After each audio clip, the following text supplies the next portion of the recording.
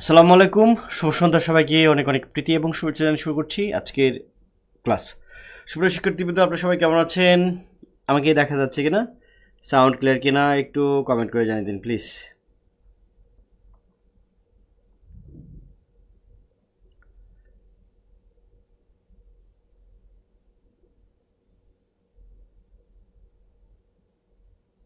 সুপ্রিয় শিক্ষার্থীবৃন্দ, আমাকে দেখা যাচ্ছে কিনা একটু কমেন্ট করুন প্লিজ।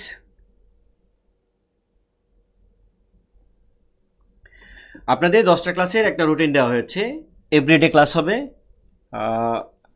আর যদি একটু সময় পাই তাহলে হয়তো একদিন পর পরও নেওয়া যেত। আমাকে আপনারা একটা জিনিস বলবেন যে আপনাদের যে ভাইবা, আপনাদের কি 7 তারিখের আগে কারো ভাইবা আছে কিনা? 7 তারিখের আগে,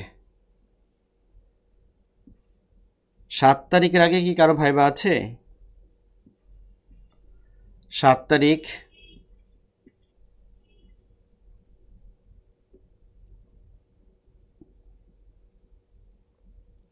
হ্যাঁ, আমি ভালো আছি। আপনারা কেমন আছেন? 7 তারিখের আগে কারো ভাইবা আছে নাকি? 6 তারিখ আছে না? আচ্ছা, 6 তারিখের আগে কারো ভাইবা আছে? 6 তারিখ, 6 তারিখের আগে কারো ভাইবা আছে?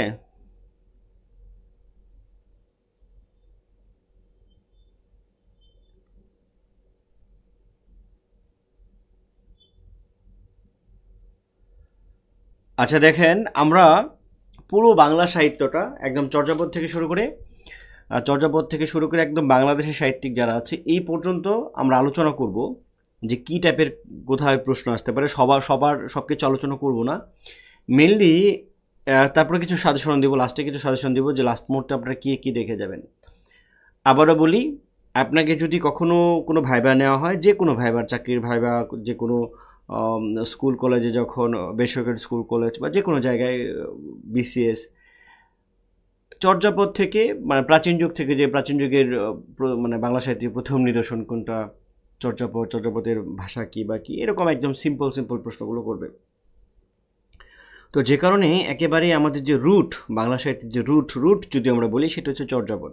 যে কারণে আমরা একটা ক্লাস চর্যাপদ সম্পর্কে রেখেছি, তারপর মধ্যযুগ সম্পর্কিত একটা বা দুটা ক্লাস আছে, তারপর হচ্ছে আধুনিক যুগ নিয়ে ক্লাস আছে। আমাদের যে আছে, লিখিত পরীক্ষার যে সিলেবাস আছে সেটাকে প্রায়োরিটি দিয়ে। তো আমাদের চর্যাপদ কিন্তু লিখিত পরীক্ষার সিলেবাসে ছিল না, কিন্তু না থাকলেও আমাদের কিন্তু একজন ভাষা সাহিত্যের শিক্ষার্থী হিসেবে যে কোনো ভাইভাতে বা যে কোনো জায়গায় চর্যাপদ থেকে প্রশ্ন করে।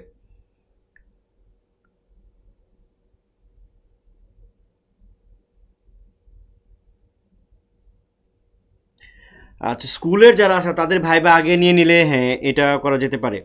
আপনাদের তো 2টা করে ভাইবা নিব বলছিলাম, এখন 2টা করে ভাইবা কি নিতে পারবো কিনা আমি, বা এরকম করা যেতে পারে, টাইম তো কম, যে স্কুলের যারা আছে তাদের ভাইবাগুলো আগে নেই, তারপর হচ্ছে কলেজে যারা আছে তাদের ভাইবাটা পরে নেই।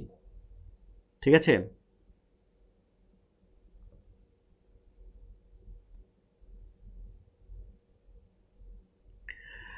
একজনে বলছে সার্টিফিকেট হারিয়ে গেলে বোর্ড থেকে কমপ্লিট সার্টিফিকেট তুলে সেই সার্টিফিকেট ভাইবা পরীক্ষায় নিয়ে গেলে, হ্যাঁ হবে না, কেন হবে না? আপনার সার্টিফিকেট হারিয়ে গেছে, ওই ডুপ্লিকেট লেখা থাকলেও বা ওই ডুপ্লিকেট যেটা আছে ওইটাই আপনার সারা জীবন সব জায়গায় শো করবেন।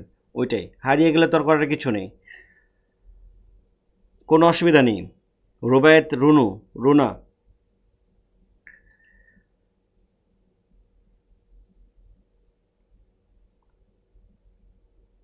ওকে ঠিক আছে। আমরা তাহলে চর্যাপদ সম্পর্কিত কি প্রশ্ন আসতে পারে? প্রথম কথা হচ্ছে আপনাকে প্রশ্ন করবে যে বাংলা সাহিত্যের প্রথম নিদর্শন কবে, কবে প্রকাশিত হয়েছে, বা কবে আবিষ্কৃত হয়েছে, বা কোনটি। অথবা আপনাকে প্রশ্ন করবে যে প্রাচীন যুগ কবে থেকে শুরু হয়েছে, প্রাচীন যুগ। হ্যাঁ, তাহলে আমাদের প্রাচীন যুগ শুরু হয়েছে 650 থেকে 1200 পর্যন্ত, আমরা প্রাচীন যুগ বলছি 650 থেকে 1200। এখন আমাকে এটুকু যদি আপনাকে কখন প্রশ্ন করা হয় যে 650 থেকে কেন, কেন আগে না, এবং 650 থেকে, এটা কিন্তু ডক্টর মোহাম্মদ শহীদুল্লাহর মতে, ডক্টর শহীদুল্লাহর মতে।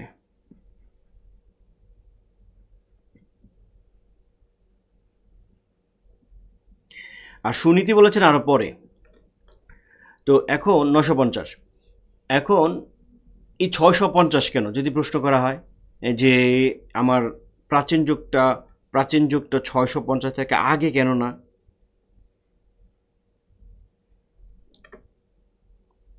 প্রাচীন যুগ 650 থেকে কেন? আচ্ছা, অল্পতে শেষ করে দিই। প্রাচীন যুগ 650 কারণ আমার বাংলা ভাষাই তো তৈরি হয়েছে 650-এর পরে। তো বাংলা ভাষা তৈরি হলে না তা ওই ভাষার থাকবে, কি বলে, সাহিত্য থাকবে। আমার 650 আগে আমার বাংলা নামে কোনো ভাষা ছিল না, যে কারণে আমার 650 থেকে ধরা হচ্ছে 650 থেকে 1200 পর্যন্ত আমার বাংলা ভাষার উৎপত্তি লাভ করেছে। তো সেই 650 থেকে 1200 পর্যন্ত আমরা বাংলা সাহিত্যের যে নিদর্শনটা আমরা পাচ্ছি সেটি চর্যাপদ। চর্যা মানে আচরণ, চর্যা শব্দের অর্থ হচ্ছে আচরণ। তাহলে আচরণের কবিতা, পদ যদি হয় কবিতা বা গান, তাহলে কি হবে? আচরণ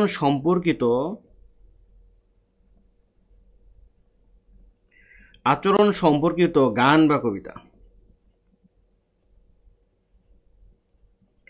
এখন কার আচরণ? বৌদ্ধ সহজিয়া যারা আছে, বৌদ্ধ বাউল আমরা বলতে পারি, বাউল টাইপের বৌদ্ধ বাউল, তারা সহজ জীবন কামনা করেন। তাদের সহজ জীবনটা কি, বৌদ্ধ দর্শনের ব্যাপারটা হচ্ছে কি নির্বাণ লাভ করা, এবং সেই নির্বাণটা তারা কিভাবে লাভ করবেন? একজন গুরুকে ধরবেন। আপনারা নিশ্চয় জানেন যে বাউল সম্প্রদায়, সেখানে কিন্তু গুরুবাদের একটা ব্যাপার আছে। সেখানে আপনারা দেখবেন যে লালন ফকির তার যে গুরু, তার গুরুর নাম হচ্ছে সিরাজ শাহ। তো লালন ফকিরের পরে আরও রয়ে গেছে, কি বলে, শিষ্য রয়ে গেছে, তারপরে আরও শিষ্য এখন পর্যন্ত আপনার লালনের আখড়াতে যদি যান সেখানে একজনের পর একজন কি শিষ্য আছে, গুরু শিষ্য একটা ব্যাপার আছে। তো এই ব্যাপারটা চর্যা গীতিকার যারা ছিলেন তারা বিশ্বাস করতেন। তারা এই ধর্মের, অর্থাৎ বৌদ্ধ ধর্মের, যেমন ইসলাম ধর্মের মধ্যে অনেকগুলো শাখা আছে, বিভিন্ন কিছু অনেক এক এক তরিকা বিশ্বাস করেন। তারপরে হচ্ছে হিন্দু ধর্মের এক এক তরিকা বিশ্বাস করেন। ঠিক তেমনি বৌদ্ধ ধর্মের যারা সহজ জীবনকে প্রাধান্য দিচ্ছেন, আধ্যাত্মিকভাবে চিন্তা করছেন, এবং একজন গুরু তাকে সেই নির্বাণ লাভের ব্যাপারটার ক্ষেত্রে সহযোগিতা করবেন, গুরুর হাত ধরে তিনি পার পেয়ে যাবেন, সেই যে চিন্তাটা, সেই চিন্তা থেকে এই চর্যাপদের গানগুলো লেখা হয়েছে। এবং তার জন্য তারা যেটা বেছে নিয়েছেন, তারা একটা গোপন তাত্ত্বিক একটা ব্যাপার জিনিস নিয়েছেন, যেটা কিছু বোঝা যায় কিছু বোঝা যায় না, যেটাকে বলা হচ্ছে আলো আধারী ভাষা। তো তাদের যে গোপন তত্ত্বকথা, নির্বাণ লাভের ব্যাপারটা কীরকম, আর যদি আরও স্পষ্ট করে বা বোঝায় আপনাদের বলি, ব্যাপারটা হচ্ছে এরকম, ধরেন একজন মুসলিম মারা গেলে তিনি হয়তো দোজখে যাবেন অথবা বেহেশতে যাবেন। একজন হিন্দু মারা গেলে তার বিশ্বাস হচ্ছে তিনি হয়তো নরকে যাবেন অথবা স্বর্গে যাবেন। ঠিক তেমনি খ্রিস্টানরা তাই বিশ্বাসী করেন, জাহান্নাম এরকম বিশ্বাস করেন। তো বৌদ্ধদের কিন্তু জাহান্নাম জান্নাত কিংবা ওই স্বর্গ নরক এরকম কিছুতে বিশ্বাসী না। তাদের বিশ্বাস হচ্ছে আত্মার মুক্তি, আত্মার নির্বাণ মানে হচ্ছে মুক্তি, আত্মার নির্বাণ। অর্থাৎ একজন মানুষের ভিতরে যে আত্মাটা আছে, এই আত্মাটা তার মৃত্যুর পরে সেই আত্মাটা ঘুরে বিভিন্ন জায়গায় ঘোরাফেরা করে। এখন একজন মানুষ যদি সৎ হয়, যদি ভালো হয়, তার আত্মার নিবৃত্তি ঘটে। অর্থাৎ যে আত্মাটা দেহ থেকে ছেড়ে চলে গিয়েছে, সে আত্মাটা আর পৃথিবীতে সে আর আসবে না, তার পুনর্জন্ম হবে না। কিন্তু যতক্ষণ পর্যন্ত একটা মানুষ ভালো কাজ না করবে, যতক্ষণ পর্যন্ত সে পাপাচারী হবে, যতক্ষণ পর্যন্ত সে স্বৈরাচারী হবে, যতক্ষণ পর্যন্ত তার মধ্যে পাপ বোধ থাকবে, ততক্ষণ পর্যন্ত সে আবার জন্মগ্রহণ করবে, পুনর্জন্ম। এই পুনর্জন্মবাদে বিশ্বাসী তারা। তো এই জন্য আমাদের দেখবেন যে জীবনানন্দ দাশ তিনি কিন্তু পুনর্জন্মতে বিশ্বাসী, এবং সেই পুনর্জন্মটা কিন্তু বৌদ্ধ জাতকের, সেই পুনর্জন্মটা কিন্তু আমাদের হিন্দু পুনর্জন্ম না। হিন্দু পুনর্জন্ম আর এর জন্মতে একটা পার্থক্য আছে। হিন্দু পুনর্জন্ম হচ্ছে কোনো একটা উদ্দেশ্য নিয়ে এসে তার জন্মগ্রহণ করে, মানে অ্যাভার্টার বলে আমরা এটাকে, অবতার বলে। কিন্তু বৌদ্ধ পুনর্জন্ম হচ্ছে সবার যেই পাপাচারী হবে সেই আবার পৃথিবী জন্মগ্রহণ করবে, যতক্ষণ পর্যন্ত একটা সার্কেলের মতো ঘুরবে, যতক্ষণ পর্যন্ত সে একেবারে তার আচরণ একেবারে পরিপাটি না হবে, সে যতক্ষণ পর্যন্ত গুরুকে ধরে সে এই সকল বন্ধন থেকে মুক্ত হতে না পারবে, পাপাচার থেকে মুক্ত হতে না পারবে, লোভ লালসা হৃদংসা কামনা বাসনা সপ্ত রিপু এগুলো থেকে যখন সে মুক্ত না হবে ততক্ষণ পর্যন্ত তার বারবার কী হবে, মৃত্যু হবে, আবার জন্মগ্রহণ করবে, মৃত্যু হবে, জন্মগ্রহণ করবে। এই চিন্তা দ্বারা কিন্তু আপনারা দেখবেন যে আবার আসবে ফিরে ধান সিঁড়িটি হয়তো বা শালিক নয় শঙ্খচিল শালিকের বেশে, কিংবা 1000 বছর ধরে আমি পথ হাঁটিতেছি পৃথিবীর পথে, সিংহল সমুদ্র থেকে নিশীথের অন্ধকারে মালয় সাগরে, অনেক ঘুরেছি আমি বিম্বিসার অশোকের ধূসর জগতে। এই যে 1000 বছর ধরে জীবনদাস হাঁটছেন, তো এটা কিন্তু সেই পুনর্জন্মের বিশ্বাসী। তো বৌদ্ধরা বিশ্বাস করছেন যে একটা আত্মার বারবার তার কি হবে, পুনর্জন্ম হচ্ছে। তো সে যখন সকল বন্ধন থেকে মুক্ত হবে, সকল পাপাচার লোভ লালসা সমস্ত কিছু থেকে যখন মুক্ত হবে, সেই গুরুর মাধ্যমে, এই গুরুবারটা আছে, গুরুর মাধ্যমে সদ্গুরুকে ধরে সে যখন এই সব কিছুর থেকে ঊর্ধ্বে চলে যাবে, তখন তার আত্মার নিবৃত্তি ঘটবে, তার আত্মার মুক্তি ঘটবে, তার আত্মার নির্বাণ ঘটবে। তো এই যে গোপন তাত্ত্বিক ব্যাপারটা, ধর্মমতটা, এই যে ধর্মমতটা বলছি, এটা নিয়েই কিন্তু আমাদের চর্যাপদগুলো লেখা হয়েছে। এবং গৌতম বুদ্ধকে বলা হয়েছিল, বৌদ্ধ ধর্মের যিনি প্রবর্তক, তাকে বলা হয়েছিল যে আচ্ছা গুরু, তাহলে একজন একজন একজন যদি নির্বাণ লাভ করে তখন তার আত্মাটা আসলে কোথায় যাবে? সেটা কি স্বর্গে চলে যাবে, সে নাকি নরকে চলে যাবে, না কোথায়, কোথাও কি জমা হবে ব্যাংকের মতো? তখন তিনি এটার সৎ জবাব দিতে পারেননি, বা তিনি নীরব ছিলেন, তিনি কিছুই জবাব দেন নাই। তো এই হলো ব্যাপার। তো আমাদের চর্যাপদের ধর্মমতটা এই টাইপের, বাউলদের সাথে ব্যাপক মিল আছে। তারপরে হচ্ছে এটার যে ভাষা, যদি বলা হয় যে চর্যাপদের ভাষাটা কি, তাহলে আপনার চর্যাপদের ভাষাটা বলবো। চর্যাপদের ভাষাকে সাহিত্যিক ভাষা যদি বলি, এটাকে আলো আধারী ভাষা বলা হচ্ছে, বা সন্ধ্যা বা শান্ত ভাষা বলা হচ্ছে, যে কিছু বোঝা যায়, কিছু বোঝা যায় না। যদি প্রশ্ন করা হয়, আপনাকে প্রশ্ন করে যে এরকম ভাষার আশ্রয় কেন নিয়েছেন, তাহলে আপনি অবশ্যই উত্তর করবেন, যেহেতু এই বৌদ্ধ সহজিয়া যারা আছে, তারা যেহেতু গোপন তাত্ত্বিক চিন্তা করেন, তাদের যেহেতু একটা দর্শন আছে, নির্বাণের একটা ব্যাপার আছে, তাদের গুরুকে ধরে তাদের এই ধর্মমতটাকে তারা যেহেতু প্রকাশ করতে চান, এর জন্য তারা এমন একটি ভাষা নিয়েছেন, বা এমনভাবে বলেছেন, রূপক সংকেত দিয়ে বলেছেন, কিছু বোঝা যাচ্ছে, কিছু বোঝা যাচ্ছে না, অনেকটা কোড ল্যাঙ্গুয়েজ, এটা অনেকটা কোড ল্যাঙ্গুয়েজ আছে না, মানে গোপন ভাষা, মানে সংকেতময় ভাষা। তো এটাকে সংকেতময় ভাষা দিয়ে তারা এই জন্য প্রকাশ করেছেন। তাছাড়া যেহেতু বাংলা ভাষা তখন উৎপত্তি লাভ করেছে, তখন ওই শব্দগুলো, বা এখনকার যে আমাদের যে শব্দ, তখনকার যে ভাষা, তখনকার যে ডিকশন, তখনকার যে নির্মাণ, আর এখনকার চলিত ভাষা এক না। যে কারণে সেই এত আগের পুরনো ভাষা আমরা বুঝবো না, বা আমরা কম বুঝবো, এটাই স্বাভাবিক। তাছাড়া এটার সাথে আরও আছে হচ্ছে যে ওই তাদের গোপন যে ব্যাপারগুলো আছে, এজন্য ভাষাটা আরও বেশি কী বলে এটাকে, কঠিন এবং অনেক বেশি জটিল এবং দুরূহ হয়ে উঠেছে। এইভাবে আমরা যদি উত্তর করি, আশা করছি যিনি প্রশ্ন করবেন তিনি খুশি হবেন। তো এখানে চর্যাপদের যেটা যে সহজিতা সাধন সঙ্গীত, এটা লেখা আছে, এবং একমাত্র নির্দেশে লেখা আছে, এবং আমরা জানি যে এটা কোন জায়গা থেকে উদ্ধার করা হয়েছিল। এটা হচ্ছে নেপালের রাজদরবার থেকে 1907 সালে উদ্ধার করা ও আবিষ্কার করেছিলেন হরপ্রসাদ শাস্ত্রী। আমরা জানি তিনি বাংলা সাহিত্যের শিক্ষক ছিলেন। এবং এটার সাথে আর কি কি গ্রন্থ আছে, দাকার্ণব, এগুলো হয়তো প্রশ্ন করবে না। চর্যাপদের অপর নামগুলো এটা হয়তো প্রশ্ন করবে না। চর্যা অর্থ কি, এটা হয়তো প্রশ্ন করা যেতে পারে। চর্যা অর্থ আচরণ। ওকে, তারপর আমরা চলে যাচ্ছি যে আবিষ্কারের যে কাহিনীটা আছে, আমরা এটা মোটামুটি জানি, অত ভিতর থেকে হয়তো প্রশ্ন করবে না। আপনার হয়তো প্রশ্ন করবে যে চর্যাপদটা কত সালে আবিষ্কৃত হয়েছিল, কোন জায়গা থেকে আবিষ্কৃত হয়েছিল, শুধু এইটুকুই প্রশ্ন করবে, আর কোনো কিছু প্রশ্ন করবে না। ঠিক আছে। তারপরে হচ্ছে এখান থেকে প্রশ্ন করবে যে চর্যার যে ইগুলো আছে, পদগুলো আছে, এগুলো কোথায় বসে লেখা হয়েছে। আমরা জানি যে সোমপুর বিহার, বৌদ্ধবিহার, এগুলো হচ্ছে উত্তরাঞ্চলে আছে, বৌদ্ধদের ছিল, তারা পাল বংশের ছিল। তো তারা ওই সময় নওগাঁর পাহাড়পুরের তথা সোমপুর বিহারে বসে এই ব্যাপারগুলো তারা লিখেছিলেন। এবং চর্যাপদের যে পদকর্তা আছে 23 জন, মতান্তরে 24 জন, এইটুকু জানলে হবে। চর্যাদের আর নাম জানার দরকার নাই, এখানে ছড়া দিয়ে দেওয়া আছে, নাম জানার দরকার নাই। চর্যাপদের পদ সংখ্যা কত? 50টি। এইটা আমরা সবাই মোটামুটি জানি, যদিও শুক্রবার 51টি বলেছেন, ওইটা বলা দরকার নাই। উদ্ধার করা গেছে 46টি, এটা আপনারা নিশ্চয়ই জানেন। তারপরে হচ্ছে উদ্ধার করা যায়নি 3.5টি, এটা আমরা জানি। সবচেয়ে বেশি পদ রচনা করেছে কান্নপা। এই ব্যাপারটা প্রশ্ন করতেও পারে, এবং অতটা আমার মনে হয় না এত কঠিন প্রশ্ন করবে। তারপরে হচ্ছে আদিকর্তা, প্রথম পদকর্তা হচ্ছে লুইপা, এটা তো মোটামুটি আমরা জানি। তারপরে হচ্ছে যদি প্রশ্ন করে যে শ্রেষ্ঠকর্তা কর্ণপা, এটা আমরা জানি, বাঙালি পদকর্তা লুই কুকুরি, প্রশ্ন এটা কখনো করবে না বলে মনে হয় না। কিন্তু এই প্রশ্নটা করতে পারে যে চর্যাপদের যে ইংরেজি অনুবাদে বুদ্ধিস্ট মিস্টিক সংস, এটা হচ্ছে আমাদের ডক্টর মোহাম্মদ শহীদুল্লাহ লিখেছিলেন। আর তারপরে অতি সম্প্রতি এই যে বিএনপির যে আছে মওদুদ নেতা মওদুদ আহমেদ, সেই মওদুদ আহমেদের স্ত্রী, তার নাম হচ্ছে হাসনা মওদুদ, তো তিনি এটা অনুবাদ করেছিলেন, নাম দিয়েছিলেন হচ্ছে poetry of mystic poetry of Bangladesh. Mystic poetry Bangladesh, যেহেতু রাজনৈতিক পট পরিবর্তন হয়েছে, এইটা আপনারা জেনে রাখতে পারেন। এবং তিনি জসিমউদ্দিনের মেয়ে ছিলেন। কবি জসিমউদ্দিনের মেয়েকে বিয়ে করেছেন মওদুদ আহমেদ, এবং মওদুদ আহমেদের স্ত্রী হচ্ছে হাসনা মওদুদ। সেই হাসনা মওদুদ এটা অনুবাদ করেছিলেন, ঠিক আছে। আর তিব্বতী ভাষায় অনুবাদ করেছেন হচ্ছে কীর্তিচন্দ্র বা চন্দ্রকীর্তি, দুই নামেই পাওয়া যাচ্ছে। এখান থেকে আর ওরকম জানার কিছু নেই। চর্যাপদের টিকাকারক একটা সংস্কৃত ব্যাখ্যা করেছিলেন মণিদত্ত, এই নামটা জেনে রাখা ভালো, রাখতেও পারেন নাও রাখতে পারেন। চর্যাপদের ভাষা এটা আমি আলোচনা করে ফেলেছি।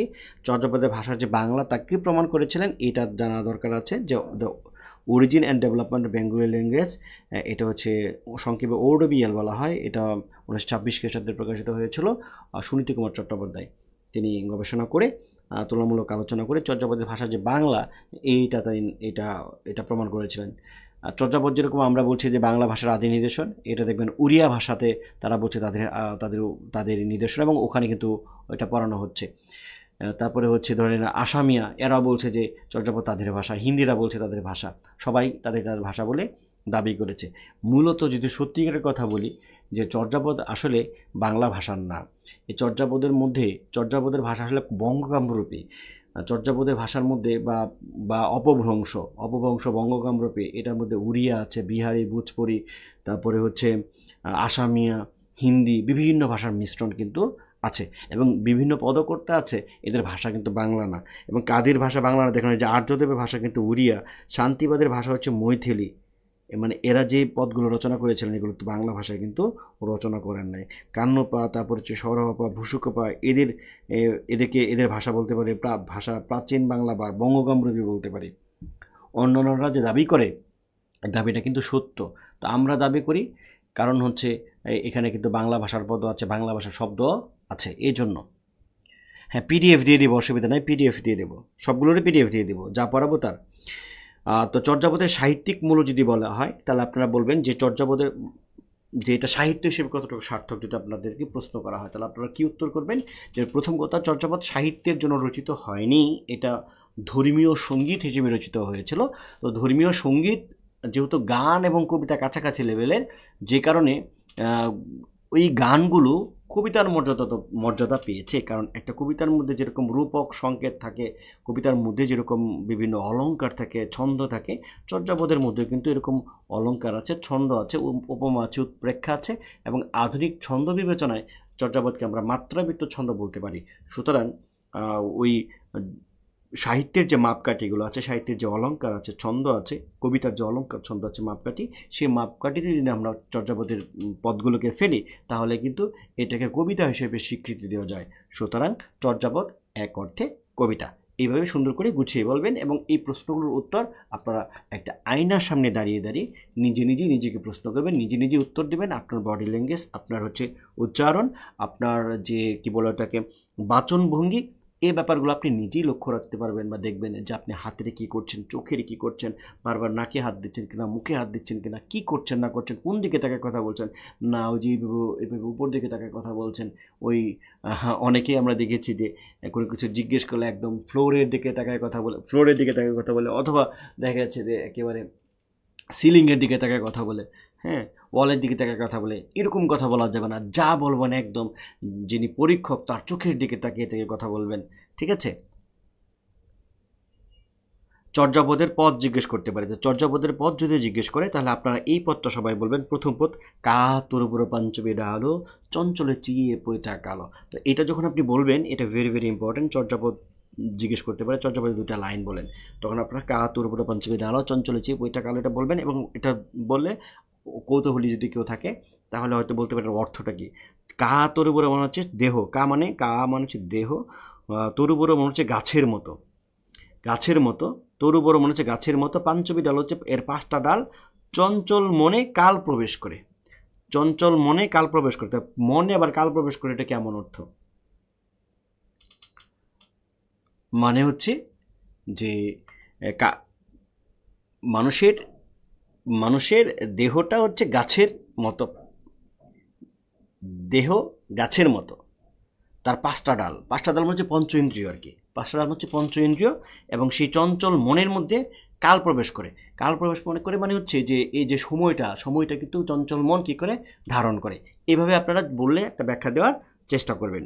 তাহলে আপনারা এইখান থেকে এই লাইনটা মুখস্থ করে ফেলবেন। তারপরে হচ্ছে দেখি আর কি মুখস্থ করবেন, আর মুখস্থ আছে পরে আমি দেখি যে আর মুখস্থ কোনো লাইন সামনে পাই কিনা। ছন্দের কথা বলেছি, অলঙ্কার টলঙ্কার এগুলো পড়ার দরকার নাই। প্রবাদ, এখানে আবার প্রবাদ আছে, প্রবাদ চাইলে আপনারা এখান থেকে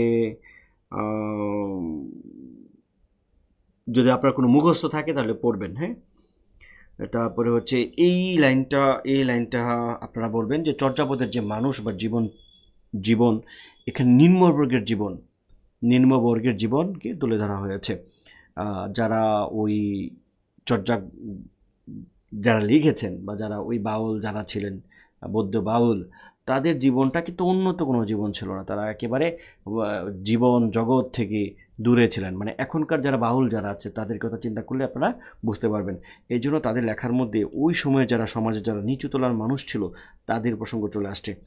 তো এখান থেকে এই লাইনটা আপনারা মুখস্থ করতে পারেন, তালত মোর ঘর নাহি পরবেশী, হাড়িতে ভাত নাই নীতি আবেশী। এটা বাংলা যদি জিজ্ঞেস করে তাহলে লোকশূন্য স্থানে প্রতিবেশী আমার বাড়ি, আর হাড়িতে ভাত নাই, অথচ প্রেমিক এসে ভিড় করে। তো প্রেমিক এসে নীতি আবেশী, এই প্রেমিক না বলে অনেকে আবার এটাকে বাচ্চা বা মানুষ এরকম বলে। তো আপনারা এই ব্যাখ্যাটা দিতে পারেন, কোনো অসুবিধা নেই। তারপরে এই ব্যাখ্যাটা এটাও মুখস্থ চাইলে করতে পারেন, দিবসী বহি কাউহি ডর পায়, রাত্রি হইলে কামরূপ যায়। অর্থাৎ যে বউ দিনের বেলা কাউয়ারে ভয় পায় সেই বউ রাতে হলে কোথায় যায়? পরকীয় প্রেমে যায়। হ্যাঁ, অনেকে আবার বলছে যে এই কামরূপ মানে হচ্ছে কামরূপ কামাখ্যা। তো এই কামরূপ বলতে আসলে পরকীয় প্রেম বা কাম সাধনা বা অভিসারের জন্য যায়, এরকম আপনারা ব্যাখ্যা দিতে পারবেন, কোনো নাই, অসুবিধা নেই। এই 3টা নিতে পারেন, সহজ আছে। তাছাড়া আপনার যে নিজের যদি কোনো মুখস্থ থাকে সেগুলো দিতে পারেন। নবচর্যাপদ এগুলো আবিষ্কার করেছে কে? এইটা প্রশ্নটা একটু কঠিন, পরে রাখতে পারেন, অসুবিধা নেই। আর নতুন চর্যাপদ ঢাকা বিশ্ববিদ্যালয়ের বর্তমানে অধ্যাপক ফখরুল ডক্টর মোহাম্মদ শাহেদ, তিনি এই নতুন এগুলো আবিষ্কার করেছেন। চাইলে আপনারা পড়তে পারেন, নাও পড়তে পারেন, কোনো অসুবিধা নেই। চর্যাপদ সাহিত্যের গুরুত্ব কী? গুরুত্ব এখানে মোটামুটি এখানে বলা আছে, আপনারা চাইলে এখান থেকে পড়তে পারেন। যে দেখেন লেখা আছে, চর্যাপদ বাংলা সাহিত্যের প্রথম সাহিত্যিক নিদর্শন, এটি প্রাচীন নব্য ভারতীয় আর্য ভাষার প্রথম নিদর্শন।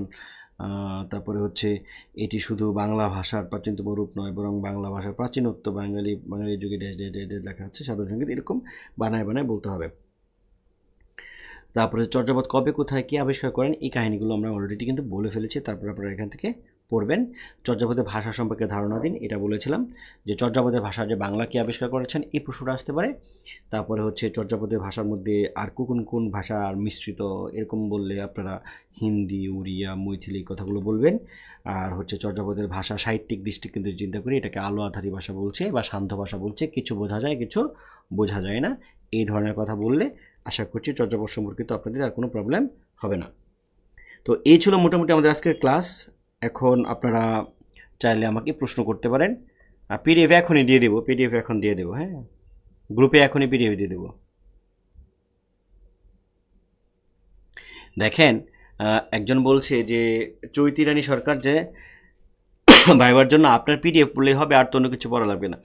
আমি তো চেষ্টা করবো যে মোটামুটি যে টাইপের প্রশ্ন ভাইবাতে করে এই টাইপের প্রশ্নগুলো এখানে আনার জন্য। এখন বাংলা সাহিত্য একটা সমুদ্র, তাই না? বাংলা সাহিত্য একটা সমুদ্র। তবে আমি যে জিনিসগুলো আপনাদের পড়াচ্ছি এই জিনিসগুলো আপনি দেখে গেলে আপনার মধ্যে আত্মবিশ্বাস থাকে। মনে রাখতে হবে ভাইবার পূর্ব শর্ত হচ্ছে আত্মবিশ্বাস, পূর্ব শর্তই হচ্ছে আত্মবিশ্বাস। মানে আত্মবিশ্বাস তো এমনি আসে না, আত্মবিশ্বাস কখন আসে? যখন আপনি যখন পড়ালেখা করে যাবেন, তখন আপনার ভাইবার রুমে ঢোকার আগেই আপনার কি বলে অন্যরকম শান্তি ফিল করবে, আমরা এক ধরনের আত্মবিশ্বাস কাজ করবে। কিন্তু কেউ একজন ধরেন পড়ে যায় নাই, একদম কিছু পড়ে যায় নাই, সে এত বেশি চিন্তিত থাকবে, সে ধরেন আপনারা যারা ভাইভা কোর্স করছেন তাদের মধ্যে আলটিমেটলি এমনিতে একটা আত্মবিশ্বাস কাজ করবে। কিন্তু ধরেন কেউ হয়তো ভাইভা কোর্সে ভর্তি করা হয় নাই বা এমনিতে পড়ে নাই, তিনি যে ভাইভা বোর্ডে যাবেন, তিনি ভাইভা বোর্ডে যাওয়ার আগে তার বুকটা এরকম টক টক টক টক ঢক ঢক ঢক ঢক ঢক ঢক করে কাঁপবে। এবং সামান্য বা সিম্পল যে প্রশ্নগুলো আছে যেগুলো তিনি এমনিতেই পারেন, এগুলো উত্তর করতে পারবেন না, এগুলো মাথায় মনে আসবে না, কিংবা এগুলো ঠিকঠাক মতো উত্তর দিতে পারবেন না, এবং ভয়ে উত্তর দেবেন। এবং এই যে ভয়ে উত্তর দেয়া বা উত্তর না করতে পারার যে ব্যাপারগুলো, এগুলো কিন্তু যারা ভাবে পড়ে থাকবেন তারা কিন্তু বুঝে ফেলবেন। আর এই যে আপনি পড়ে যাচ্ছেন না, হয়তো আমার যে আমি যেগুলো পড়াচ্ছি এগুলোর বাইরে থেকে এমন একটা প্রশ্ন করছি এটা আপনি এমনিতে পারেন। এমনিতে কেন পারেন? কারণ আপনি বাংলা ভাষায় সাহিত্যে যে অনার্স মাস্টার্স করেছেন, এমনিতে আপনি পারেন, খুব সহজ একটা প্রশ্ন করেছে মনে করেন। তো এই সহজ প্রশ্নটা আপনি উত্তর করতে পারবেন, খুব কনফিডেন্টলি উত্তর দিতে পারবেন, কারণ আপনি মোটামুটি এগুলো কী করেছেন, পড়ে গেছেন। এর জন্য আপনার চেহারার মধ্যে অন্যরকম দীপ্তি থাকবে, আপনার মধ্যে আত্মবিশ্বাসটা থাকবে। এখন আপনার চেহারার মধ্যে যে দীপ্তিটা থাকবে, আপনার যে আত্মবিশ্বাসটা থাকবে, এটার জন্যই কিন্তু আপনি ভাইভাতে পাস করবেন। ভাইভাতে পাস করার ব্যাপারটা হচ্ছে এরকম না যে আপনাকে সব প্রশ্নই পারতে হবে, সব প্রশ্নই পারতে হবে না, সব প্রশ্ন কেউ পারেও না। জাস্ট হচ্ছে আপনি কথা বলতে পারেন কিনা। আপনারা কেউ আমাকেই পাঠিয়েছেন এই যে কবিতা আবৃত্তি ভয়েস পাঠিয়েছেন, তা আমার পরামর্শ থাকবে আপনারা কি ওই প্র্যাকটিসটা কি করছেন না করছেন না। আবারও আমি বলি, প্র্যাকটিসটা করছেন কি করছেন না। স্যার নিজ জেলা সম্পর্কে বললে কিভাবে শুরু করব? নিজ জেলা সম্পর্কে কি বলবে? আমার যেহেতু এটা বিসিএস এর ভাইবা না, এটা পররাষ্ট্রের ভাইবা না, এটা হচ্ছে ওই কি বলে যে সাধারণ ক্যাডারের কোনো ভাইবা না, এটা হচ্ছে শিক্ষক এবং বিষয়ভিত্তিক। এটা অবশ্যই আপনাকে বিষয়ভিত্তিক প্রশ্ন করবে। নিজ জেলা থেকে যদি প্রশ্ন করে, তাহলে নিজ জেলার যদি কোনো বিখ্যাত ব্যক্তি যদি থাকেন সাহিত্যিক, তাহলে প্রশ্ন করতে পারে। যেমন যাদের বাড়ি কুমিল্লা, তাকে নজরুল নিয়ে প্রশ্ন করতেই পারে। যার বাড়ি হচ্ছে ময়মনসিংহ, তাকে হচ্ছে নজরুল নিয়ে প্রশ্ন করতে পারে। অথবা ওই কি বল নাম কি ওনার, আমার দেখা রাজনীতির 50 বছর আয়না বই যে লিখেছেন, ওনার নাম কি, আবুল মনসুর আহমদ। তো আবুল মনসুর আহমদ সম্পর্কে প্রশ্ন করতেই পারেন। যিনি নজরুল বিশ্ববিদ্যালয়ে পড়েছেন, তাকে নজরুল সম্পর্কে প্রশ্ন করবে 100% শিওর। যিনি রবীন্দ্র বিশ্ববিদ্যালয়ে পড়েছেন, তাকে রবীন্দ্র বিশ্ববিদ্যালয়ে প্রশ্ন করবে একেবারে নিশ্চিত। ঠিক আছে? তো যার বাড়ি হচ্ছে মনে হয় কুষ্টিয়া, তাকে ওরকম প্রশ্ন করতেই পারেন। যার বাড়ি যশোর, তাকে মাইকেল নিয়ে প্রশ্ন করতেই পারেন। যার বাড়ি ফরিদপুর, জসিমুদ্দিন নিয়ে প্রশ্ন করতেই পারেন। কুষ্টিয়া যার বাড়ি, তারা হচ্ছে কি ওই নাম কি মুসলিম সাহিত্যিকটা মীর মোশাররফ হোসেন নিয়ে প্রশ্ন করতেই পারেন। এরকমভাবে যার বাড়ি যেখানে ওইরকম প্রশ্ন করবেন। আবুল মনসুর আহমদ। হ্যাঁ, আচ্ছা, আপনারা তো অনেকেই প্রশ্ন করতেছেন, তো এইগুলো চলে যাচ্ছে কমেন্টগুলো। আমি একবার কমেন্ট না পড়লে ওই কমেন্টটা আবার করবেন। হ্যাঁ,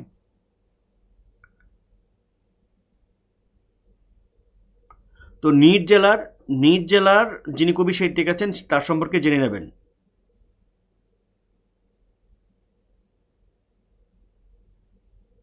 নজরুলের বিদ্রোহী কবিতা আবৃত্তি করতে হবে, নট দ্যাট। নজরুলের সাম্যবাদী যে কবিতা আছে, নারী কবিতা আছে, হ্যাঁ, এই কবিতাগুলো, পূজারিণী কবিতা আছে, অভিশাপ কবিতা আছে, যখন আমি হারিয়ে যাব বুঝবে সেদিন বুঝবে, অস্তপারের সন্ধ্যা তারায় আমার খবর বুঝবে। পূজারিণী কবিতা বলতে পারেন এতদিনে অবেলায় প্রিয়তম, এই কবিতাটা পড়তে পারেন। আপনারা পড়তে পারেন হচ্ছে গাহি সাম্যের গান, মানুষের চেয়ে বড় কিছু নাই, মহে কিছু মহে নয়, মানুষ কবিতা আবৃত্তি করতে পারেন। এই বিশ্বে যা কিছু মহান সৃষ্টির কল্যাণকর, অর্ধেক তার করেছে নারী, অর্ধেক তার নর, সেই নারী কবিতা আবৃত্তি করতে পারেন। আপনারা সাম্যবাদী কবিতা আবৃত্তি করতে পারেন, আপনারা কুলিমজুর করতে পারেন, কোনো অসুবিধা নেই, কোনো অসুবিধা নেই।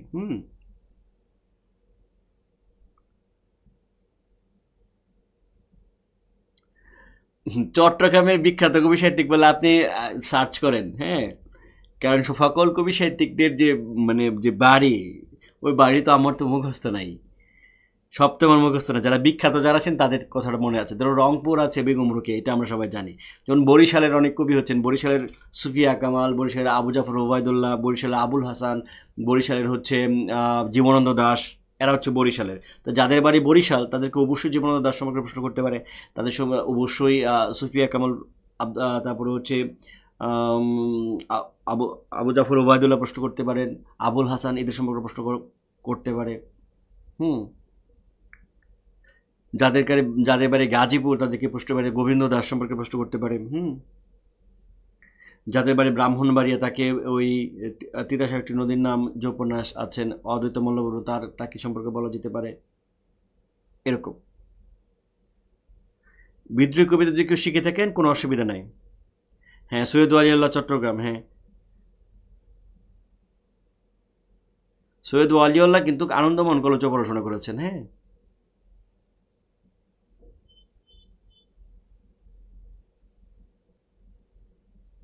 ডুপ্লিকেট মার্কশিট নিয়ে গেলে কোনো অসুবিধা নেই, ডুপ্লিকেট মার্কশিট নিয়ে গেলে কোনো অসুবিধা নেই, হারিয়ে গেলে তো করার কিছু নেই। হ্যাঁ, পরীক্ষার আগে কোর্স শেষ হবে, এভরিডে ক্লাস নেব। হ্যাঁ, এভরিডে ক্লাস নেব।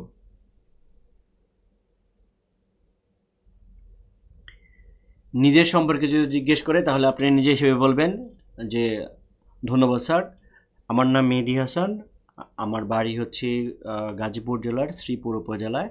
স্যার আমি পড়াশোনা করেছি জাতীয় কবি কাজী নজরুল ইসলাম বিশ্ববিদ্যালয়ে বাংলা ভাষা ও সাহিত্য বিভাগ থেকে। অল্প একটু বলবেন, না কিচ্ছু না, যত বেশি কথা বলবেন ততই। একজন বলছে স্যার রিটেনে যে ছন্দ বিশ্লেষণটা এসে সেটা যদি একটু সলভ করে দিতেন। আচ্ছা, ওটা অবশ্যই সলভ করে দিব। হ্যাঁ, সলভ করে দেবো, কোনো অসুবিধা নেই। প্রমোদ বন্দালি মিয়া পাবনা, আচ্ছা ঠিক আছে। প্রিয় স্যার মার্ক করা কি পিডিএফ দিলে বেটার হয়? স্যার মার্ক করা পিডিএফ দিলে, মার্ক করা পিডিএফ না বুঝি নাই। মানে আমি যে কথাগুলো বলছি এই কথাগুলো বললে হবে, এত ডিটেলে পড়া যাবে না, পড়ার দরকার নাই। স্যার আমার নাম তাসলিমা খাতুন। হ্যাঁ, আপনার নাম তাসলিমা খাতুন, তসলিমা নাসরিন সম্পর্কে প্রশ্ন জিজ্ঞেস করতে পারে, করতে পারে।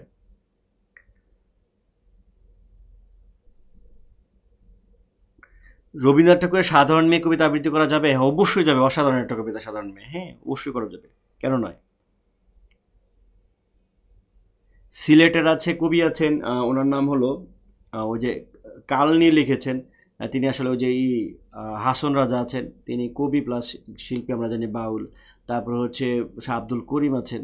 তারপর হচ্ছে দিলওয়ার আছেন, রক্তে আমার অনাদিস্থি নামে তার একটা কাব্য আছে, সিলেটে বাড়ি। বর্তমান সময়ে সিলেটে আছে প্রশান্ত মৃধা আছেন। বর্তমান সময়ে এরকম আরও এই মুহূর্তে মনে পড়ছে না, সার্চ করলেই পাওয়া যাবে, যে গুগলে করলেই পাওয়া যাবে যে সিলেটের কবি কারা আছেন।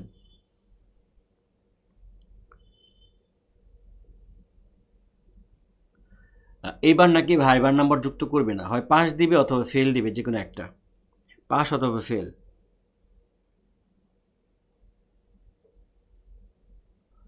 বর্তমানে কোচিংয়ে ক্লাস নিচ্ছি, এইটা এটা বলা দরকার নাই। যদি আপনাকে জিজ্ঞেস করে যে আপনি এখন কী করছেন, তখন আপনি বলবেন যে স্যার আমি টিউশন করছি।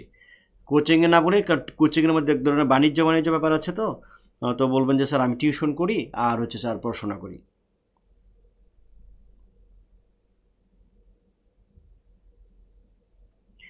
কলম দিয়ে মার্ক করা পিডিএফটা দিতে বলবো না, আচ্ছা ঠিক আছে। মুন্সিগঞ্জের হুমায়ুন আজাদকে নিয়ে কিছু বলেন, তাহলে আমি গুছিয়ে বলতে পারবো। হ্যাঁ, আপনাকে প্রশ্ন করলে এটুকু করবে যে আপনাদের মুন্সিগঞ্জের একজন কে আছেন, তখন হুমায়ুন আজাদ বলবেন যে হুমায়ুন আজাদ প্রথা বিরোধী একজন কবি, সাহিত্যিক, ভাষাবিজ্ঞানী। মেইনলি হচ্ছে হুমায়ুন আজাদের শক্তির জায়গাটা হচ্ছে যে তার বাক্যতত্ত্ব নামে একটা তার বই আছে, যে আমার এখানে আছে, বাক্যতত্ত্ব নামে একটা বই আছে। কিন্তু ভাষা নিয়ে তার বেশ কিছু বই আছে, লালনীল দীপাবলি নামে তার ছোট্ট একটা বই আছে, কিন্তু খুব কার্যকর একটা বই এবং বাংলা ভাষার জীবনী নিয়ে তার একটা বই আছে, বাংলা ভাষার কত নদী সরোবর। এবং বাক্যতত্ত্ব নামে তার একটা বিখ্যাত বই আছে। তিনি কিন্তু লিঙ্গুইস্টিক নিয়ে, অর্থাৎ ভাষা বিজ্ঞান নিয়ে তিনি ব্যাপক পড়াশোনা করেছেন। তাছাড়া তার বেশ কিছু কবিতা আছে, এবং ৫৬,০০০ বর্গমাইল কিংবা পাকসার বা জমির পাক পাকসাপ পাক এই আচ্ছা মুখে আসতেছে না ওই ওই ইয়েটা, উপন্যাসটা। তারপরে হচ্ছে এরকম আপনারা বলবেন, যেমন তিনি প্রথাবিরোধী ছিলেন এবং তিনি প্রচলিত সমাজ, প্রচলিত ধর্ম, এগুলো কোনো কিছু তার আস্থা ছিল না। তিনি অনেকটা বিদ্রোহী এবং পাশ্চাত্যপন্থী ছিলেন, এভাবে আপনারা বলে দেবেন, কোনো অসুবিধা নেই। এবং তিনি শিক্ষক ছিলেন।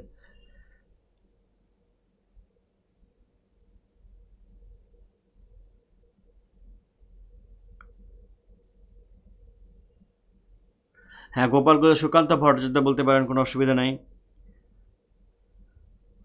ডক্টর মোহাম্মদ ইউনুস, হ্যাঁ, চট্টগ্রাম যাদের বাড়ি আছে তাদের ডক্টর মোহাম্মদ ইউনুস নিয়েও প্রশ্ন করা হয়তো করতে পারেন। ডক্টর ইউনুস নিয়ে প্রশ্ন করলে হয়তো এরা প্রশ্ন করবেন, মানে উপসচিবরা যদি থাকেন তারা প্রশ্ন করবেন যে ইউনুসকে নিয়ে প্রশ্ন করতে পারেন।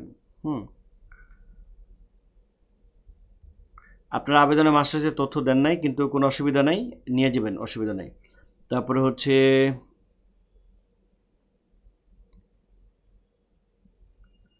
আপনার নাম জয়নাল আবেদিন। জয়নাল আবেদিন নিয়ে আপনাকে প্রশ্ন, বিষাদ সিন্ধুর যে চরিত্র আছে একজন জয়নাল আবেদিন, এটা অবশ্য তো ছোটো জিনিস, এটা প্রশ্ন করবে না। হ্যাঁ,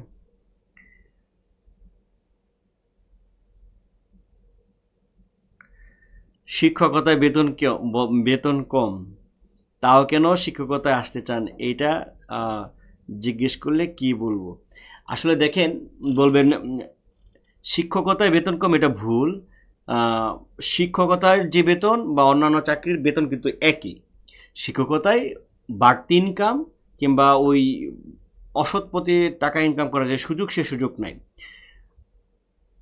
আপনি এইভাবে বলবেন যে আসলে স্যার শিক্ষকতা হচ্ছে মহান পেশা, শিক্ষকতা আমার ভালো লাগে, আমার বাবা শিক্ষক ছিলেন, বা আপনার বাবা যে শিক্ষক থাকে, বাবা শিক্ষক ছিলেন, বা ছোটোবেলা থেকেই আমার ভালো, মানে এই শিক্ষকতা জীবনটা ভালো লাগে। তাছাড়া আমার প্রিয় কিছু শিক্ষক আছেন, স্যারদেরকে দেখে আমার শিক্ষক হওয়ার ইচ্ছা জেগেছে। আর স্যার বাংলাদেশের চাকরির যে বেতন কাঠামো, সেখানে শিক্ষকের বেতন যত, একজন ব্যাংকার বা অন্যান্য বেতন ঠিক ততই। তো তুলনামূলকভাবে স্যার শিক্ষকতার চাকরিতে সৎ থাকার সুযোগটা বেশি থাকে, যে কারণে আমি মানব সেবায় সৎ পথে আমি উপার্জন করতে চাই, এরকমভাবে বলবেন। যারা অল্পতে যদি একটু তুষ্ট থাকে, প্রয়োজন যদি কম থাকে, তাহলে এই টাকাটাও চলা যাবে। পজিটিভ কথা বলো, সবসময় পজিটিভ কথা, কোনো নেগেটিভ কথা কখনই বলা যাবে না। কোনো অবস্থাতে নেগেটিভ কথা বলা যাবে না, যে আমি অন্য চাকরি পাই না এই জন্য আসতেছি না, আসবো, বা এই টাইপের কোনো কথা না। পজিটিভ কথা বলবেন। পজিটিভ কথা হচ্ছে যে সৎ পথে অল্প পয়সায় চলা যায়। তাছাড়া শিক্ষকদের যে বেতন, অন্যান্য চাকরির বেতন কিন্তু একই। সমস্যাটা হচ্ছে শিক্ষকদের এখানে ঘুষ খাওয়ার বা অপকর্ম করার কোনো সুযোগ নেই, বা সুযোগটা কম, অন্যান্য জায়গায় বেশি। চৈতি মানে হচ্ছে চৈত্র মাস থেকে চৈতি। হ্যাঁ, চৈত্র মাস থেকে চৈতি,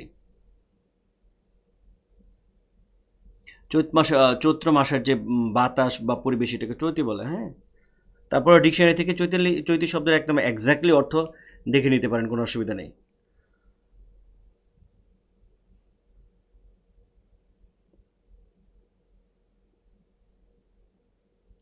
কোন বাংলা শব্দ, কোন একটা না তো, অনেক অনেক অনেক শব্দ, যেমন আচ্ছা, আচ্ছা যে শব্দটা, আচ্ছা, আচ্ছা, এই আচ্ছা, এটা ইংলিশে আছে, অক্সফোর্ড ডিকশনারিতে যুক্ত হয়েছে আচ্ছা। এরকম অনেকগুলা, গত 60-70টা 100টার মতো শব্দ, বাংলা শব্দ যুক্ত হয়েছে। হ্যাঁ, এর মধ্যে আচ্ছা আছে, তারপরে হলো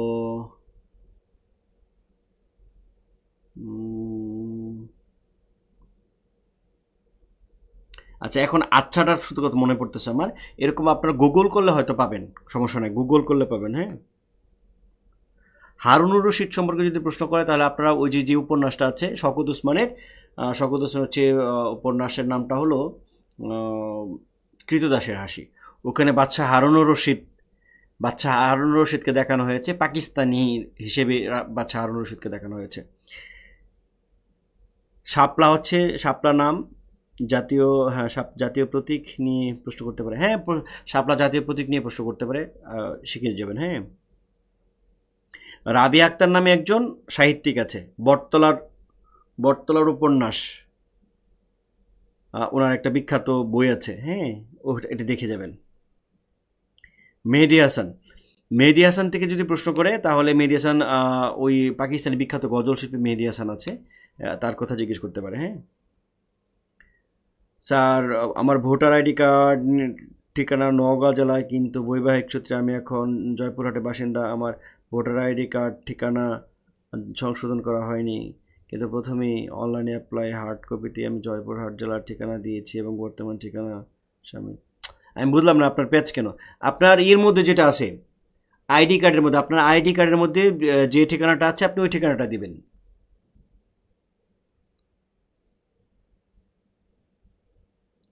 বাবা মায়ের নাম বলতে পারেন, কোনো অসুবিধা নাই। মানে আপনার বাড়িটা কোথায়, কোন উপজেলায়, কোথায় পড়াশোনা করেছেন, এগুলো বললে হবে।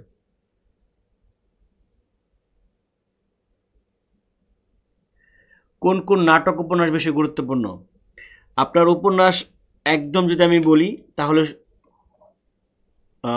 বঙ্কিমচন্দ্র চট্টোপাধ্যায় থেকে দুর্গেশ নন্দিনী, কপালকুণ্ডলা, বিষবৃক্ষ, কৃষ্ণকান্তের উইল, রাজসিংহ। রবীন্দ্রনাথ ঠাকুরের চোখের বালি, তারপরে হলো ঘরে বাইরে, যোগাযোগ, চতুরঙ্গ, শেষের কবিতা। এই কয়টা বললে হবে। গোরা, গোরা, এই কয়টা। তারপরে হচ্ছে ধরেন মানিক বন্দ্যোপাধ্যায় থেকে আপনি পদ্মা নদীর মাঝি, পুতুল নাচের ইতিকথা, অহিংসা, চিহ্ন, হলুদ নদী সবুজ বন, চতুষ্কোণ, এই কয়টা বললে হবে। ও প্রথমটার নাম হচ্ছে জননী, ওই জননী। তারপরে হচ্ছে বিষাদ সিন্ধু পড়বেন মীর মশাররফ হোসেনের। শরৎচন্দ্র থেকে হচ্ছে আপনার গৃহদাহ, 1 নম্বরে গৃহদাহ। তারপরে হচ্ছে পল্লী সমাজ, চরিত্রহীন, শ্রীকান্ত, পথের দাবি। পথের দাবি যেহেতু রাজনৈতিক উপন্যাস, এটা শেষ। যদি বলে বিভূতিভূষণ বন্দ্যোপাধ্যায়, বিভূতি থেকে আরণ্যক, পথের পাঁচালী, তারপরে হচ্ছে ইছামতি।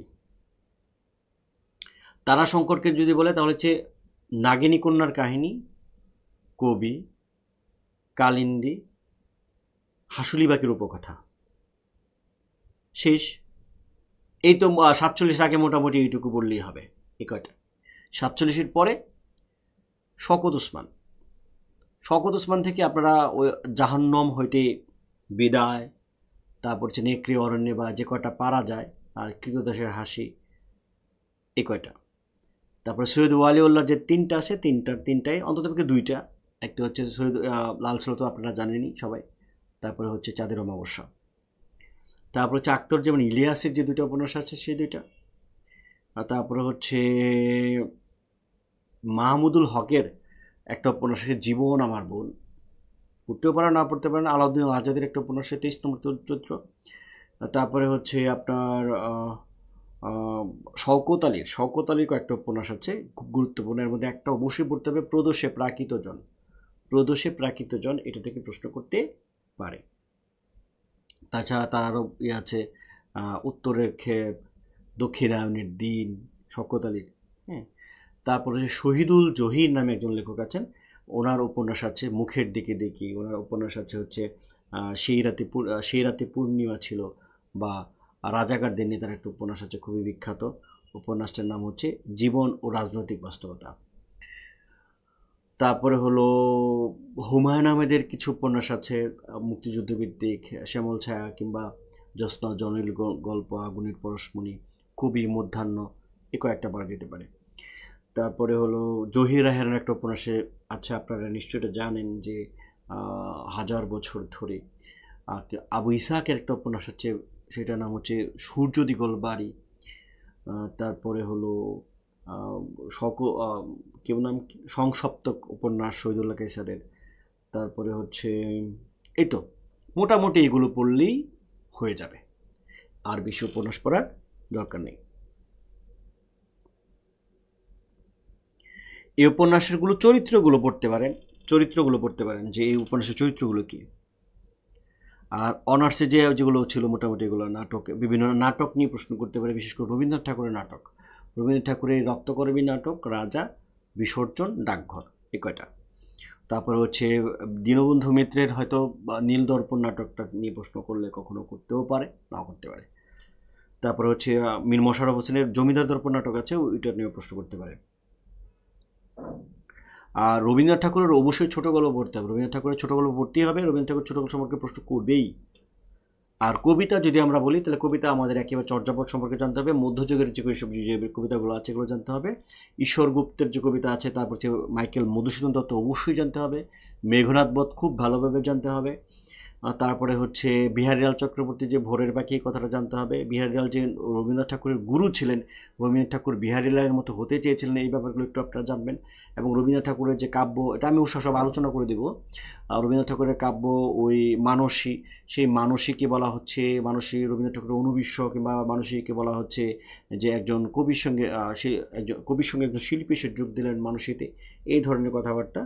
সোনার তরী, তারপরে হচ্ছে চিত্রা, তার পরবর্তীতে রবীন্দ্রনাথ ঠাকুর যে গীতাঞ্জলি লিখলেন, গীতাঞ্জলি, গীতিমাল্য, গীতালি, ওই সময় তার এই যে চেঞ্জটা আসছে, চেঞ্জটা কেন আসছে, তারপরে বলাকাতে তার কী ধরনের চেঞ্জ আসছে, এরকমভাবে আপনারা হয়তো জিজ্ঞেস করতে পারেন। এবং শেষের দিকে তার রবীন্দ্রনাথ ঠাকুরের কবির সঙ্গে মানে একজন ঋষি, রবীন্দ্রনাথ ঠাকুর যেন একজন ঋষি, এরকমভাবে হয়তো প্রশ্ন করতে পারে। এটা আমি আলোচনা করবো, অসুবিধা নেই এগুলা।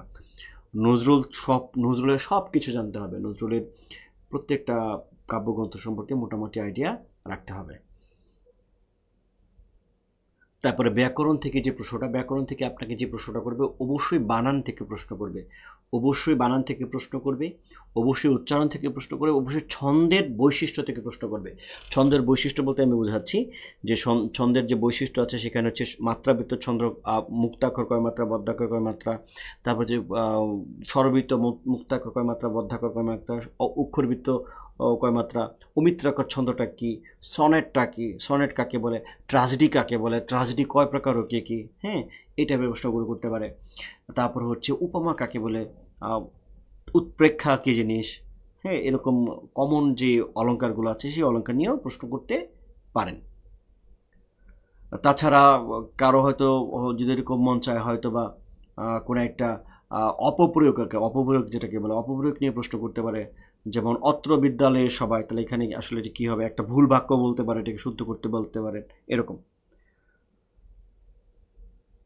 বর্তমানে জীবিত অনেক কবি আছেন, বর্তমানে জীবিত কবি যারা আছেন তাদের মধ্যে আছেন নুরুল হুদা আছেন, যে তিনি কিছুদিন আগে ইতে ছিলেন, বাংলা একাডেমির ছিলেন, সভাপতি না, বাংলা একাডেমির কি বলে, বাংলা একাডেমির ডিজি ছিলেন আর কি, মহাপরিচালক ডিজি ছিলেন।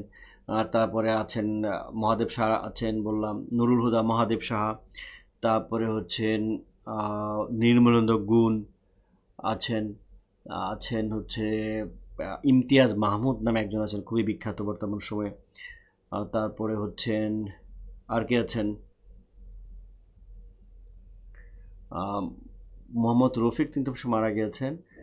তারপরে হচ্ছে মোহাম্মদ সাদিক, যিনি নাকি পিএসসির চেয়ারম্যান ছিলেন, তিনিও একজন কবি। তারপরে হলো এই তো মহাপরিচালক ছিলেন, হ্যাঁ। আর যদি সাহিত্যিকের কথা বলেন, কবি না বলি, তাহলে সেনিলা হোসেনের কথা বলবেন, নাসরিন জাহানের কথা বলবেন, তারপরে হচ্ছে আনিসুল হক, এরাও কিন্তু ওরকম সাহিত্যিক না, ইমদাদুল হক মিলনও কোনো সাহিত্যিক না, তো অত ভালো লেখা না তাদের। হরিশঙ্কর জলদাস আছেন, তিনি বাংলা বিভাগের শিক্ষক ছিলেন চট্টগ্রাম কলেজের, হরিশঙ্কর জলদাস, এরকম বলতে পারেন, হ্যাঁ।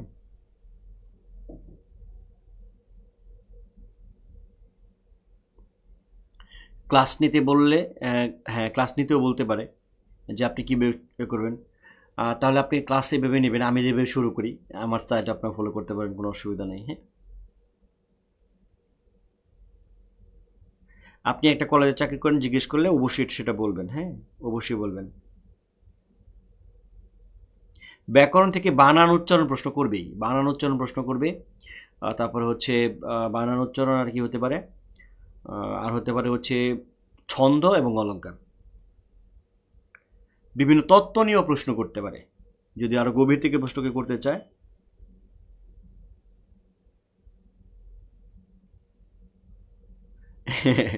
বিধি বলতেছে একদিনে এত কিছু শুনে মাথা ঘোরাচ্ছে, আমি যেগুলো বলেছি সবগুলো ক্লাসে পড়াবো, কোনো অসুবিধা নাই, হ্যাঁ।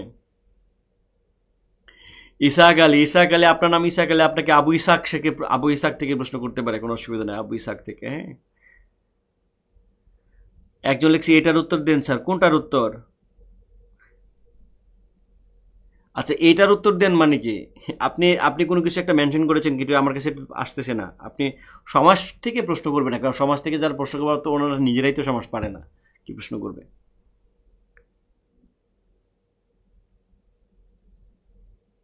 ছন্দ নির্ণয় করতে বলবে না, কখনো ছন্দ নির্ণয় করতে বলবে না, কারণ ছন্দ নির্ণয় কিন্তু অত সহজ কাজ না। ছন্দ নির্ণয় অবশ্যই কঠিন। ছন্দ নির্ণয় দেখা গেছে যে আপনার যদি পর্ব বিভাজন ঠিক না থাকে, তাহলে পর্ব ভিন্নর কারণে কবিতার ছন্দ এটা মাত্রাবৃত্ত হয়ে যেতে পারে, আবার অক্ষরবৃত্ত হয়ে যেতে পারে, ঝামেলা আছে ছন্দতে। আবার কবিরা তো অনেক ছন্দ অনেক সময় মানেনও না। ফারজানা আক্তার দিয়ে কি প্রশ্ন করতে পারে? ফারজানার অর্থ কি? ফারজানা নিয়ে তো আপাতত কোনো সাহিত্যিকের নাম নাই বা কোনো বিখ্যাত চরিত্রের নামও নাই। ফাহমিদা কি, ফাহমিদা জসিম তিশা এই নাম দিয়ে কি? হ্যাঁ, ফাহমিদা তাহলে আপনাকে জসিমউদ্দিন, কবি জসিমউদ্দিন সম্পর্কে প্রশ্ন করতে পারে। কবি জসিমউদ্দিনের আপনার ওই নকশিকাঁথার মাঠ অবশ্যই জানতে হবে। হ্যাঁ, কালকের জন্য চর্যাপদ পড়েন। আচ্ছা, আপনাদের ভাইবা শুরু করব। আপনাদের কি দুইটা ভাইবা আমি নিব? আপনাদের লোকজন তো অনেক বেশি, একটা ভাইবা নিলে কি হবে?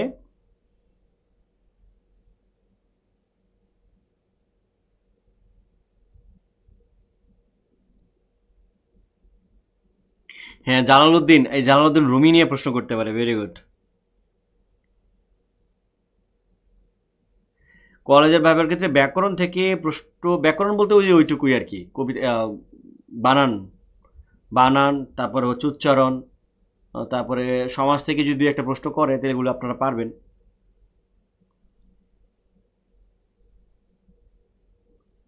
গাজীপুর নিয়ে কিছু বললে ভালো হতো। গাজীপুর নিয়ে বলবো, আমার নিজের বাড়ি গাজীপুর। গাজীপুরের যে কবি আছেন এবং শামসুদ্দিন আবুল কালাম আছেন,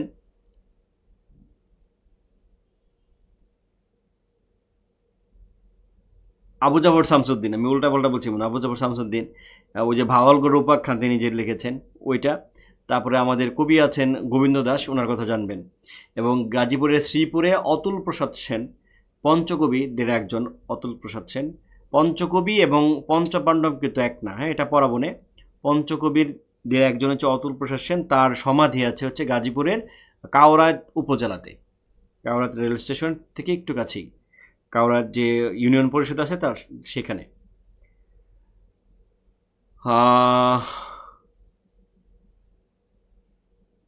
ময়মনসিংহ থেকে প্রশ্ন, গফর গজাদের বাড়ি ডাকাত নিয়ে প্রশ্ন করতে পারে। আমার বন্ধুকে বিসিএস ভাইভাতে প্রশ্ন করেছিল ডাকাত।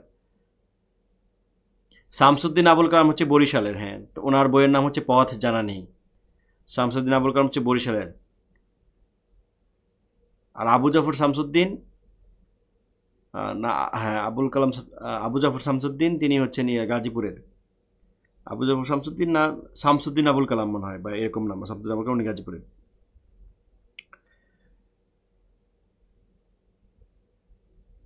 উচ্চারণের জন্য কোনো বই পড়ার দরকার না, আমি শিখাই দেবো। হ্যাঁ, উচ্চারণ উচ্চারণ বানান আমি পড়াবো, অসুবিধা নেই। উচ্চারণ বানান আমি পড়াবো। কাশবনের কন্যা, হ্যাঁ, জাকিয়া সুলতানা নামে কোনো বিখ্যাত কেউ আছে? জাকিয়া সুলতানা, স্যার, ব্রাহ্মণবাড়িয়া জেলার আল মাহমুদ অদ্বৈত মল্লবরণ, ভেরি গুড। হ্যাঁ, আল মাহমুদ নিয়ে প্রশ্ন করতে পারে, আল মাহমুদ নিয়ে প্রশ্ন করবেন। আল মাহমুদ অনেক বড় কবি, বাট বর্তমান সময়ে বাংলা সাহিত্যের, বাংলাদেশের সাহিত্যে সবচেয়ে বড় কবি হচ্ছেন আল মাহমুদ, শামসুর রহমান এরা। শাহনাজ, সাতক্ষীরা, সাতক্ষীরা নিয়ে প্রশ্ন করুন। সাতক্ষীরা তো আপনার সুন্দরবন নিয়ে প্রশ্ন করতে পারে।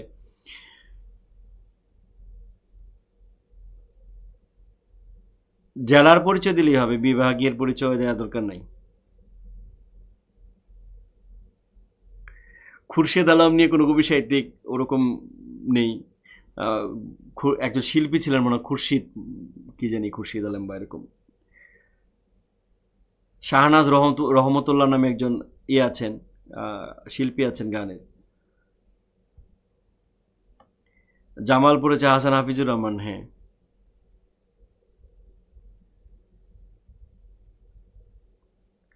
ঝিনুক নামে একটা বিখ্যাত কবিতা আছে, এটা শিখে নেবেন আবুল হাসানের।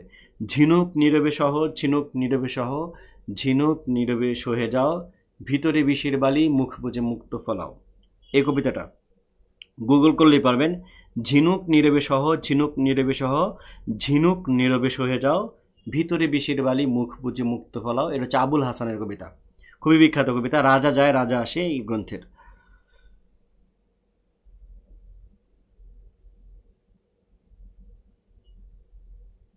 রংপুর নিয়ে, রংপুর মানে হচ্ছে বেগম রোকেয়া। রংপুর মানে হচ্ছে ওইখানকার ওই আমাদের কি মানে সৈয়দ শামসুল হক এবং কৃষক আন্দোলন, নুরুল দিনের কথা মনে পড়ে যায় যে কবিতা, রংপুর মানে এগুলো, হ্যাঁ।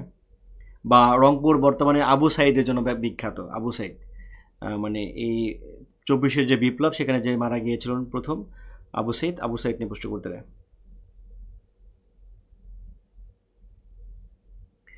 রূপালী নূর বলছেন আপনারা সবাই ধৈর্য ধরেন, স্যার ক্লাসে এইসব বলে দিবেন, একসাথে শুনে সব মাথা ঘুরছে। হ্যাঁ ঠিকই বলেছেন, একসাথে শুনে মাথা ঘুরছে। ক্লাসে আমি কিন্তু সবই পড়াবো, সবই বলবো, কোনো অসুবিধা নেই, হ্যাঁ কোনো অসুবিধা নেই। তো আজকের মতো তাহলে ক্লাস শেষ করি। আপনারা আপনাদের যে ব্যায়ামটা দিয়েছিলাম, কণ্ঠের যে ব্যায়ামটা দিয়েছিলাম এক্সারসাইজ, এটা নিশ্চয়ই করছেন। চলুন আবার একসাথে করি। আ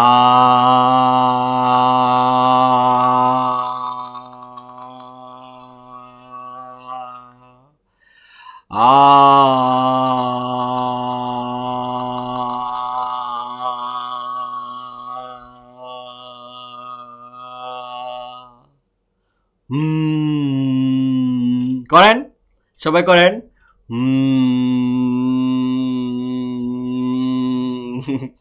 সবাই একজনের পর একজন শুধু এটা নিয়ে। আচ্ছা মক ভাইবা কালকে থেকে শুরু করি, হ্যাঁ মক ভাইবা শুরু করি। আপনারা কাজ করেন, যাদের শুধু স্কুল তাদের ভাইবাটা আগে নেওয়া যায় কিনা, অথবা সিরিয়াল অনুযায়ী চিন্তা করে দেখি। মক ভাইবা আগামীকাল থেকে শুরু করবো, হ্যাঁ মক ভাইবাটা একটা রাত হয়ে যাবে নিতে নিতে, হ্যাঁ।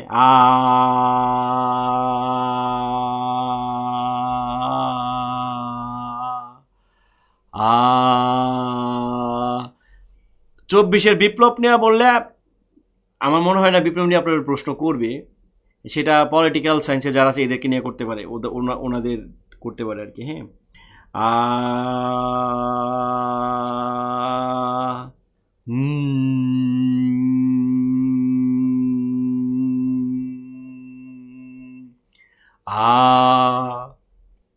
আয়নার সামনে দাঁড়িয়ে নিজেকে প্রশ্ন করবেন, নিজেকে উত্তর দেবেন, নিজের বডি ল্যাঙ্গুয়েজ নিজেই দেখবেন, ঠিক আছে। ক্লাস শেষ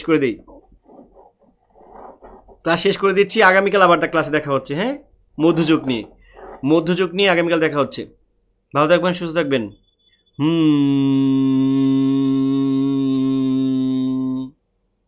বাই বাই, টাটা।